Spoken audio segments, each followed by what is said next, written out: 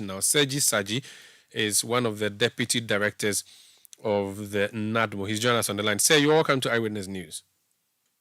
Thank you, Omar. What account have you received so far? And I'm sure that because there was a warning about the spillage, you would have been informed by VRA. What steps did you take ahead of yesterday and today? And what have you been doing so far? Thank you very much, Omar, and a very good evening to your listeners too, as well. Yes, we have been working very closely with VRA for some time now, especially from the beginning of this year. I think VRA knew that this level of spillage will happen. Earlier in the year, they collaborated with us to actually stimulate what they call an EPP, which is an emergency preparedness plan. And this plan is to handle situations when they are about spilling or opening their spill gate to spill quantums of water from the dam, which they have graded into various phases, phase 1, phase 2, phase 3. The most serious phases are phase 2 and phase 3. Early in September, they had sent out the notification. The EPP spells out clearly the notification procedures. It goes to the head of DISEC, which is the district chief executive.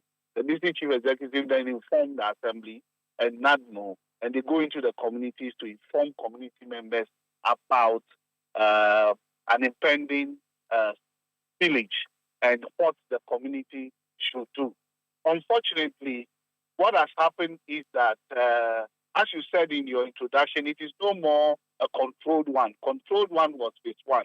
Now they are spilling at a rate that is wreaking serious havoc in various communities. A lot of communities have been completely inundated. Badly hit are 3 districts: North Town, Central Town, and South Town. As we speak, we are in North Town now, and 4 particular areas have serious problems that community members cannot stay in their homes, and there's a serious urgency to move them to safe haven. Now, because we have done some work prior to this happening, we had earmarked places for safe haven. So at Mepe is St. Kizito, and that is where we are actually moving people now. Fortunately for us, we met almost all the stakeholders, the MP, the DC, and all of us, and together we found means to move people to those safe havens. As we speak, that movement is going on. Whilst we were coming, we needed to also mobilize some relief items to attend to those people who will be putting into the safe haven. So as soon as the people settle down, distribution of relief items to those people will be done. So do you have a map of communities that are affected? And I see you mentioned 3 districts, but you left out Shire Osudoku. I've seen videos of Asuchare and other communities in Shire Osudoku also submerged. You do not have that in your plan? We have. I said those that are badly hit. You know, we have. Because the video I've seen, have you seen one for Akuse? Akuse is well, I am not looking at videos. I'm actually there. Okay, I know. I'm just saying that. Exactly. So I'm just saying that your map. Let me just give you information as to what happens. We have 9 districts on the downstream of the Volta River. 4 of them in the Volta region. 3 of them in Greater Accra. Eastern region. No, 3 of them in Greater Accra and 2 in the Eastern region. The Greater Accra ones are Shire Osudoku, Ada East, Adam West. So Ada East has not been hit yet, but Shire Osudoku has been hit.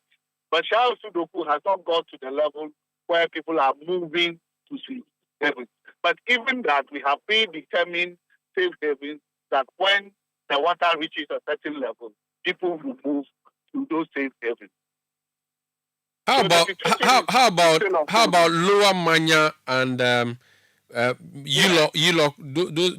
Those are the ones in the eastern region. And Esojaman, I believe, would also be part of the areas. Yes, Esojaman. It actually starts from Esojaman. But what is actually happening? You said from the Kpong Dam. It is not coming from the Kpong Dam. This spill is coming from the main Akosombo Dam reservoir, which is completely full now, and the upstream that discharges into the reservoir is also full, and that is why they are spilling to create space in the reservoir to contain what is coming from the upstream. Now that water runs through the Kpong Dam. So normally the rate at which the water is coming from the Akosombo is the same rate that it goes through the Kpong Dam. So it is actually coming. Okay, so they've opened the Akosombo Dam, not the Kpong Dam. Yes. But if the water from the Akosombo Dam is released, it goes through the Kpong Dam before it goes downstream. It just goes through Kpong Dam. Yes, the water is not originating Kpong Dam. I see. That's interesting. So a number of communities asking for blankets, mattresses, tents, and all of these things. You are doing evacuation first before you provide them with this necessary equipment that they need or necessary items they need to survive the night. How are you going to deal with that, especially as we're having this conversation in the night now? We have those items now. We have some of them at Central Town. We have some of them at North Town as we speak. Okay, and distribution, where would that be? Sorry, I lost you there. If you could just say that again. Immediately, because it's happening now that this morning